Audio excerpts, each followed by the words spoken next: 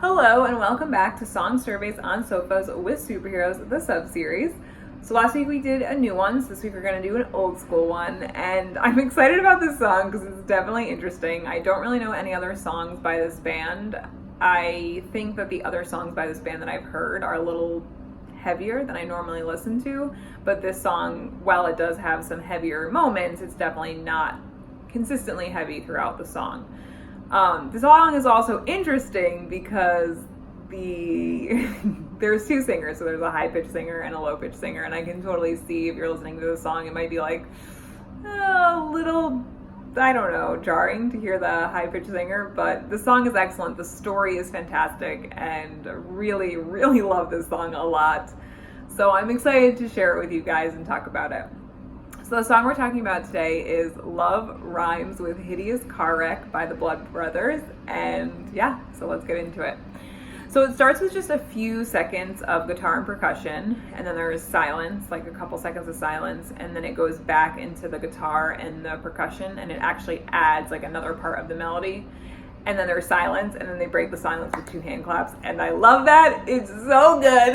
It just makes it so excellent. Like, again, it's such a subtle thing, but I just love it, and that's like pretty much the only time those hand claps are distinctly heard throughout the song, but it's great. I love it.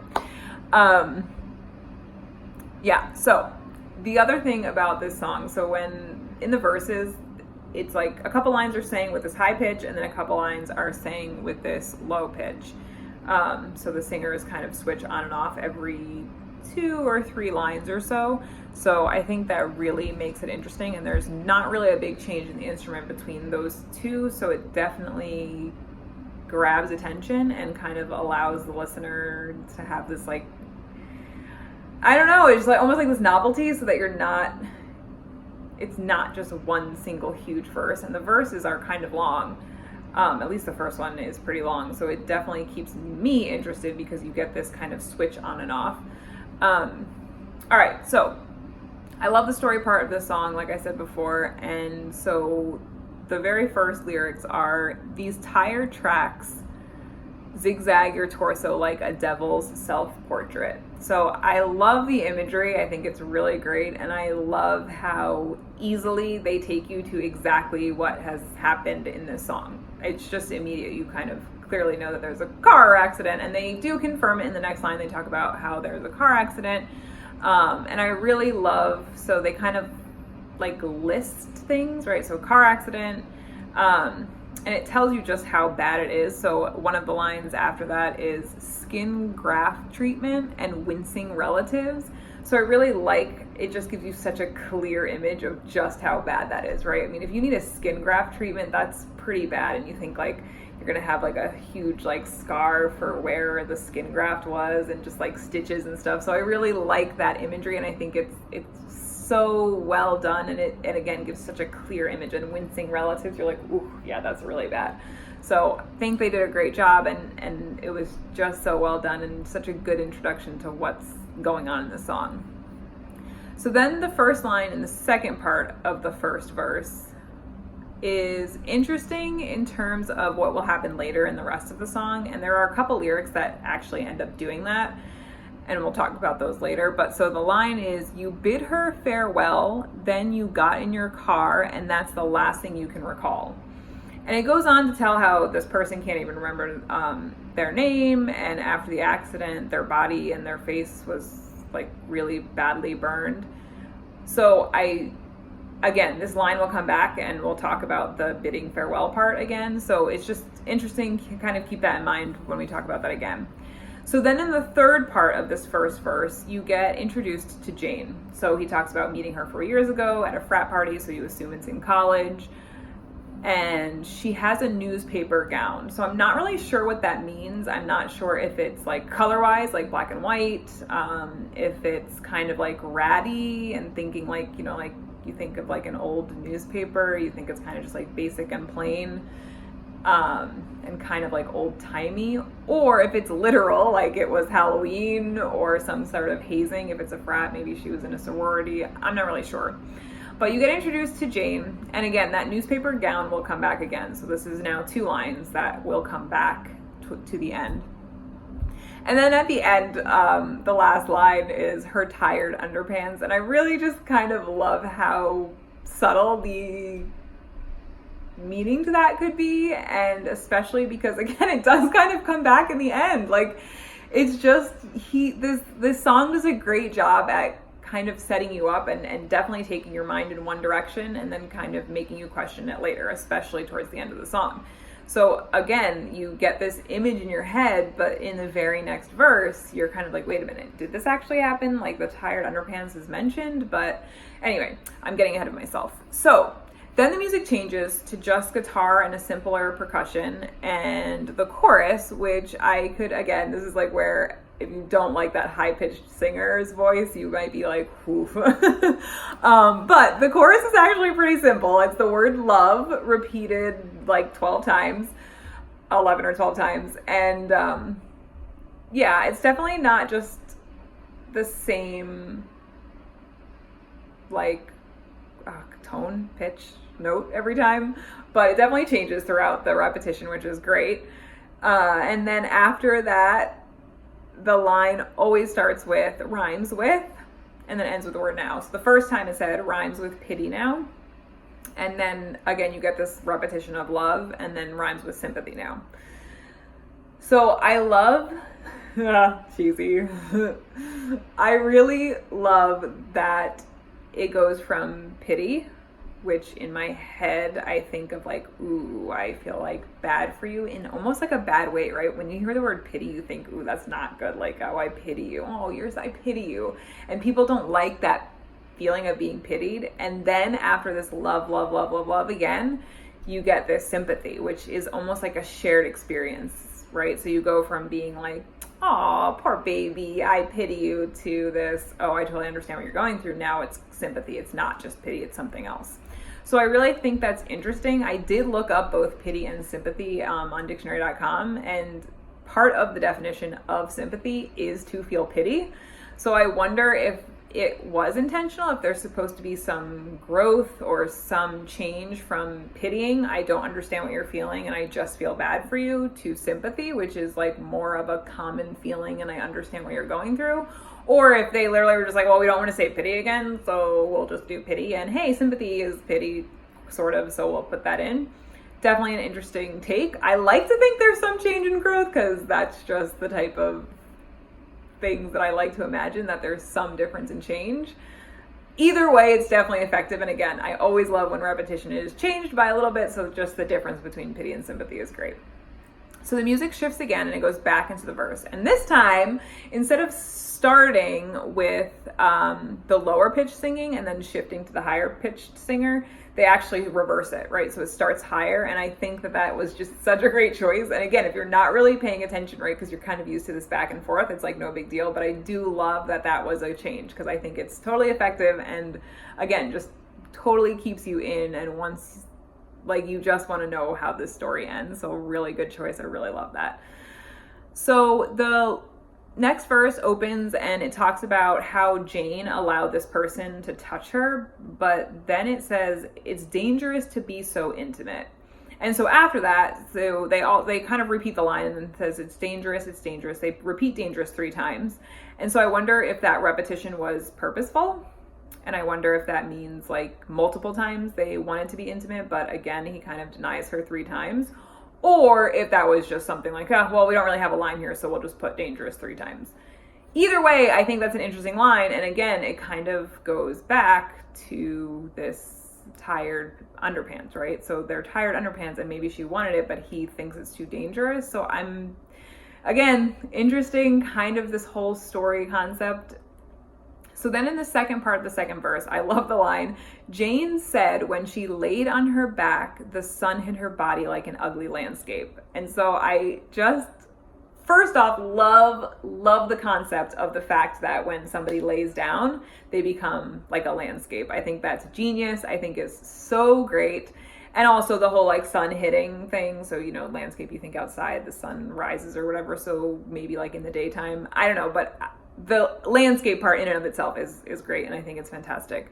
But then I also think it's interesting that she's the one who says that. And I think it's a little bit heartbreaking that she thinks that she's not an attractive person but also interesting because we never really know what this you thinks, this person thinks. Did they agree with that, or is it something different?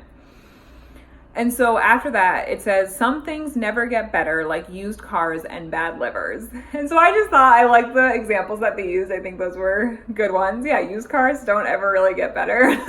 And then bad livers, I guess you could argue, never get better too. So I just thought those were interesting examples, and I really like those lines. And so the second part of this verse talks about how the person replaces Jane with this other person who's better looking and kind of more fake, right? They kind of list the features of this person that are not as maybe real or natural as potentially Jane's were. And so the last one that they list, which I love and think is super fantastic, is biodegradable hands. And again, I totally looked up the word biodegradable because I wanted to make sure I really understood the definition. And so the definition is that it's decomposed by bacteria or other living organisms. So I just immediately love the idea that this other living organisms, right? So anytime these hands either reach out to someone else or help someone else or touch someone else, they start to become ugly and useless because they're decomposing. And so it makes me think that this person that was traded in for Jane is cold and unloving and just kind of unkind and almost cruel. And that, anytime they reach out or even touch this other person, they start to kind of become useless and ugly and decayed. So I love that you get all of that with just 2 words. Super love that line. Super love just that concept and that idea. I think it's really, really brilliant. Really love that part. So then the music changes for, I guess, either the bridge or what you could call the first part of the bridge, because the next part could technically be a third verse or the second part of the bridge. So I love that it didn't go straight into the chorus like most songs. It definitely makes the story part feel more important than just the song aspect of it. So I really, really like that. And so both singers sing most of the words at this point, and the words are, "And back at the hospital, you got no visitors at all. She visits you in your sleep, and that newspaper gown is always on fire." So again, this is where the newspaper gown comes in huge, right? And I think it's definitely important because it tells you that it's Jane for sure. We're not questioning whether it's this other traded in Jane or whether it's Jane. It is Jane, this newspaper gown. She was the one who was in the newspaper gown, so you're assuming that he sees Jane. And what I really think is interesting as well is then this is the part that she said bidding farewell comes back to, is because they're saying you have no visitors. So, and again, this kind of goes back with that biodegradable hands as well. So now you're thinking, okay, this person that he traded in didn't really ever care because they just left you. You're not visiting, no one's visiting you. And so I think that's super interesting, and I'm assuming that girl is the one that he traded for, who he said farewell to, because I definitely don't think it's Jane. So definitely makes it interesting. Again, kind of brings back parts of the song from the beginning. They're like, oh, wait a minute, let me think about that again. So I really like that.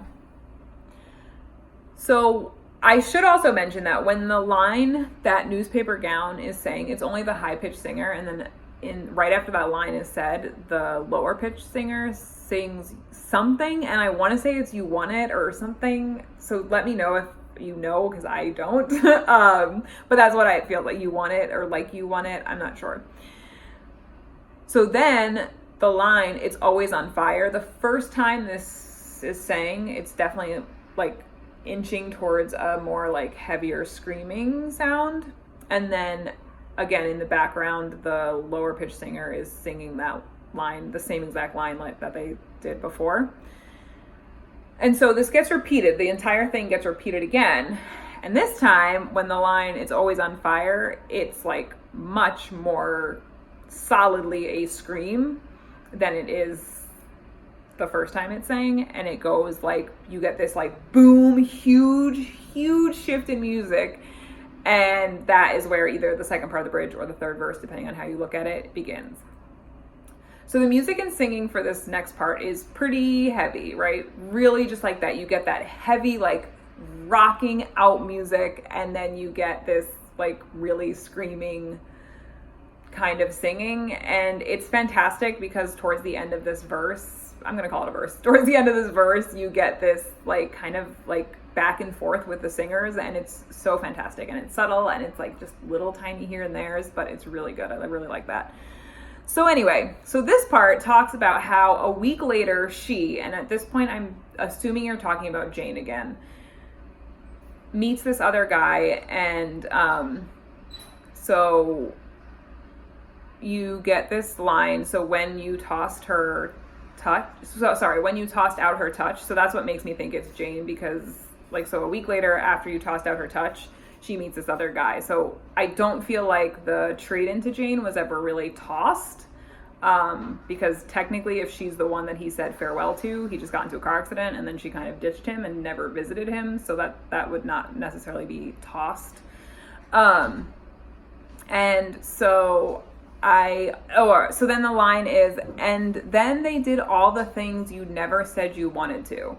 So I think that's really interesting, and I think that goes back especially to the tired underpants and her laying there and it being too dangerous, because so this guy convinces Jane to come back to his apartment and do all the things that you never said that you wanted. And so I think it's interesting, because so did he want it, but then he said it was too dangerous to be intimate. So it just adds this huge layer of like, well, what happened? Like, what happened? Why did you not? Was it because she said she was ugly that you were like, oh yeah, no, you're right, it's dangerous to be intimate with you and you don't really look great, so like I'm not gonna say what I actually want?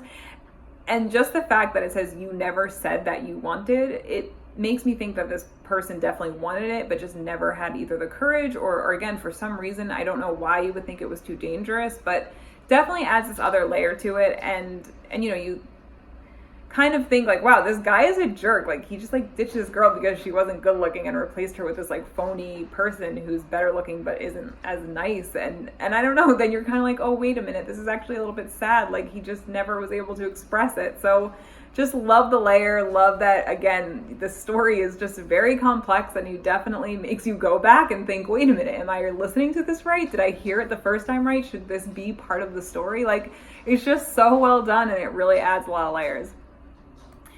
So then after that, they talk about the line that I really love is, your thoughts are turning dull, callous, and cold. Yesterday you gave your burden a name. Yesterday you gave your burden a face. Definitely love the concept of giving the burden the name and the face, especially with the line that comes after, which I'll talk about in a second. Really, really love that. Think it's really cool concept, really like it. I also am interested to know if your thoughts becoming dull, callous, and cold kind of go with that, putting a face and name to a burden, or if they don't. And I was like really trying to rack my brain about this, because I feel like finally putting a face and a name to a burden is almost like a higher order thinking, right? You're really kind of analyzing it. What is my burden? What's this like terrible thing? But then you're also like, okay, now I'm actually going to put a name and a face to it. So it's just interesting to me, because I feel like doing that, your like thought process needs to be kind of up here, but they're saying that they're becoming dull, callous, and cold. So it's just an interesting concept to me. I can't really see or understand how getting a dull, callous, or cold thought process would make you put a name and face to the burden. I mean, if you feel differently, I would love to know, because I really am just, this part just intrigues me so much. Like, how is this happening despite these changes? And I really couldn't figure it out. So if you have any ideas, I would love to hear it. Anyway, so love that line, think it's really interesting. And then what happens next is just like pure magic. It's just such a great line. It's so good. I just love it. So you get these lines, Yesterday you gave your burden a name. Yesterday you gave your burden a face. And again, this is like heavy. The music is like really like going, and it's like this screaming lines. And then boom, the music just like totally drops and you get the line, and that burden looks an awful lot like her. Just like mind blown. So good. So you assume, I'm assuming it's Jane, and I just love it. It's so great, and it's just the impact that this person and how this person treated Jane had on this person's life is just like incredible. Really love it. Think it's so well done. Such a great line, just so powerful, and the fact that it's sang with absolutely no music just makes it that much more impactful. Really great job. Thought that was an excellent choice. So then the music goes back into the chorus, and there's no change the first time. The chorus is just repeated straight up with the loves repeated, and then the same with the pity first and then the sympathy after. And then after that, they just repeat love like 12 more times, but this time love is sang with definitely like more gusto and more urgency. And then after that, they just kind of sing like an ah, and it kind of like crescendo, so it goes up and then it just ends, and that's it. So this is the song, probably not a song for everyone, especially because I can understand where the voice might be a bit jarring.